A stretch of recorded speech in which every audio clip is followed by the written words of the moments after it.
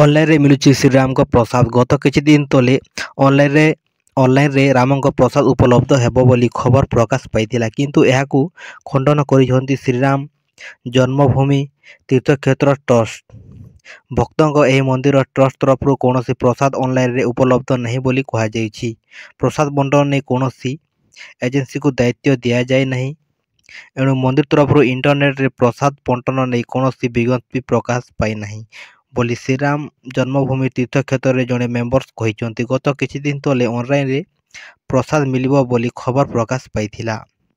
ଅନେକ ଗୁଡ଼ିଏ ୱେବସାଇଟ୍ ଶ୍ରୀରାମ ମନ୍ଦିରର ପ୍ରସାଦ ଯୋଗାଇ ଦେଉଛନ୍ତି ବୋଲି ବିଜ୍ଞାପନ ଦେଉଥିଲେ।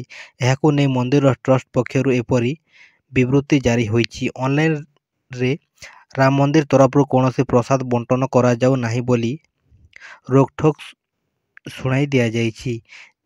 ନିଜେ ମନ୍ଦିର କିମ୍ବା ଅନ୍ୟ କୌଣସି ଏଜେନ୍ସି ଦ୍ୱାରା କୌଣସି ପ୍ରକାର ପ୍ରସାଦ ବଣ୍ଟନ ହେଉନାହିଁ। ରାମ ମନ୍ଦିର ଟ୍ରଷ୍ଟ ପକ୍ଷରୁ ଜଣେ କର୍ମକର୍ତ୍ତା କହିଛନ୍ତି ଯେ ମନ୍ଦିର ଟ୍ରଷ୍ଟ ଭକ୍ତଙ୍କ ପାଇଁ ରହିଛି।